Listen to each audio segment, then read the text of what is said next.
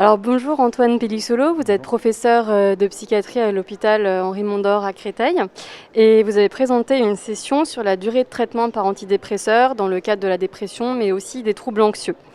Vous nous avez dit qu'il y a à peu près 10%, 10 à 13% d'utilisateurs d'antidépresseurs chez les plus de 12 ans et que 25% des personnes qui prennent d'antidépresseurs le font depuis plus de 10 ans, soit à peu près 3,3% de la population. Donc ça, c'est des chiffres aux États-Unis. Peut-être qu'en France, c'est un peu plus bas, mais on reste dans les mêmes ordres de grandeur. Comment vous expliquez cette augmentation des durées de traitement sur les 20 dernières années ? Oui, en effet, ce qu'on a constaté, c'est même un doublement à peu près des taux de prescription au long cours. Au long cours, donc c'est au-delà des durées préconisées pour un épisode, plusieurs années de traitement souvent. Alors c'est sûrement le résultat de plusieurs facteurs, mais notamment celui d'un effet quand même favorable qui doit être constaté à la fois par les prescripteurs et les patients. Alors un effet favorable évidemment sur l'indication qui est souvent la prévention des rechutes ou des récidives, soit de dépression, soit des troubles anxieux. Donc l'effet principal recherché qui se confirme comme étant quand même réel. On a des données qui montrent qu'il y a un effet au long cours. Et puis peut-être aussi, c'est ça qu'on a essayé de discuter, un effet un petit peu collatéral qui est celui d'une meilleure gestion émotionnelle, d'un ressenti plus favorable et d'une amélioration de la qualité de vie qui peut-être se rajoute à l'effet principal, qui fait que très souvent, en effet, en pratique, les patients sont réticents, non pas parce qu'ils veulent à tout prix garder le traitement, ce qui est quand même assez rare spontanément, mais ils font la différence avec leur état antérieur et ils n'ont pas envie de risquer soit une rechute, soit un retour à souvent des fonctionnements qui étaient, sans être forcément criants, mais qui étaient une certaine douleur morale ou une certaine sensibilité, notamment autour de la sensibilité au stress, je pense qu'il y a l'élément principal qui fait qu'il y a un bénéfice au long cours qui les met à l'abri de quelque chose. C'est ça, donc on maintient les traitements de la dépression à la fois pour consolider dans un premier temps, ensuite pour prévenir la rechute, mais aussi parce qu'il y a une amélioration sur d'autres dimensions que celle de la dépression, comme vous l'avez expliqué. Celle sur l'extraversion, c'est-à-dire la capacité à ressentir des émotions positives notamment, et celle sur la diminution des traits névrotiques, qu'on peut traduire comme ça en français, plus généralement. Alors, on entend souvent dire que la France est le premier pays consommateur d'antidépresseurs. Est-ce que c'est vrai ? Non, alors c'est vrai que ça a été longtemps présenté sur plutôt les psychotropes en général, et notamment les anxiolytiques. Ça reste pas complètement, on n'est pas en tête, mais on est quand même assez prescripteur. Par contre, les antidépresseurs, c'est pas du tout le cas. On est plutôt dans la moyenne des pays, en tout cas occidentaux. On se situe même un petit peu en dessous de la moyenne, donc avec une consommation qui semble adéquate par rapport aux besoins, parce que les pathologies traitées sont fréquentes. Et alors après, peut-être qu'au cas par cas, c'est peut-être pas les bons patients à chaque fois qui reçoivent les traitements, parce qu'on sait aussi qu'il y a des prescriptions, par exemple, trop brèves dans certains cas, ou qui ne sont pas forcément complètement pesées.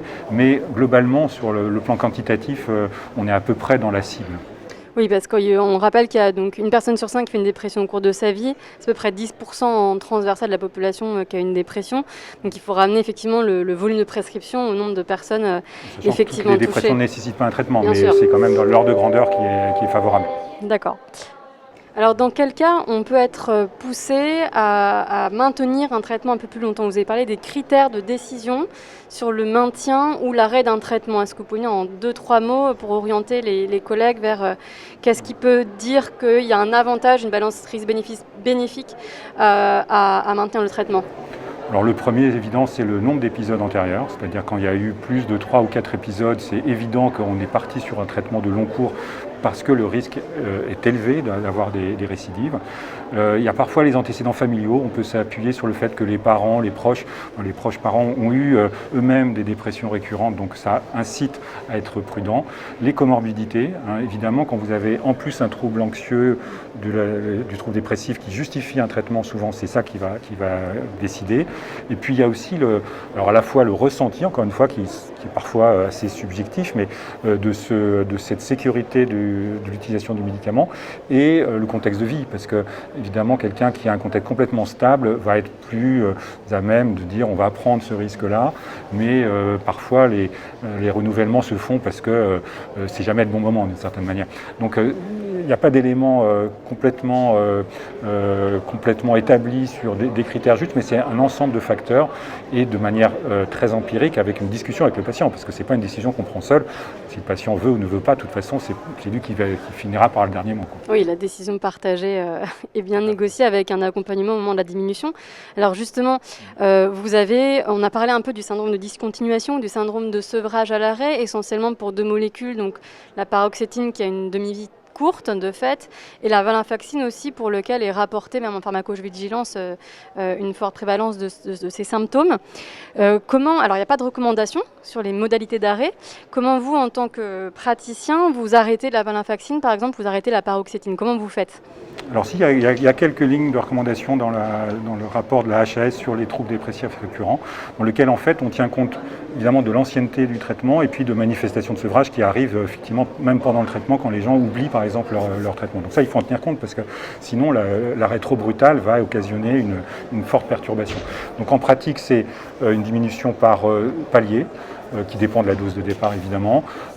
Pour faire simple, c'est souvent la moitié de la dose qu'on va d'abord supprimer sur au moins 1 mois, 2 mois et parfois beaucoup plus longtemps quand le traitement date de plusieurs années. Donc c'est en moyenne 3 mois pour arrêter, voire plus quand on part d'une dose plus élevée et puis surtout avec une surveillance. Donc ce qui compte c'est à la fois d'informer le patient de ce qui peut arriver, le syndrome de sevrage et ou le retour des symptômes éventuels pour les repérer rapidement et puis les accompagner avec probablement un peu plus de consultation, un peu plus de soutien dans la période de transition qui parfois est surtout difficile au plan psychologique parce qu'on anticipe des choses qui pourraient être délicates. Effectivement, donc dans la surveillance, on surveille à la fois la tolérance de la diminution et puis le risque de rechute qui peut arriver. Est-ce que c'est un intérêt, on voit parfois, de prescrire la valenfaxine quand on diminue vraiment la dose, 1 jour sur 2 par exemple quand on arrête, ou ça n'a pas trop de rationnel? Je pense que c'est valable quand vraiment les personnes ont beaucoup de mal avec en effet la dernière dose, les 37,5 qui restent à la fin, parce que parfois c'est très sensible. Et dans ce cas-là, il faut trouver des trucs, en effet, ça peut être 1 jour sur 2.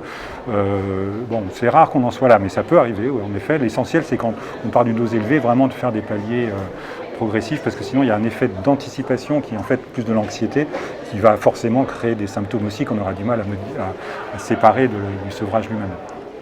Merci, je vous laisse le mot de la fin si vous avez quelque chose à rajouter. Les antidépresseurs, je crois que c'est des outils très intéressants et qu'on découvre en fait au fur et à mesure du temps. Je pense qu'on en sait plus qu'il y a 20 ans.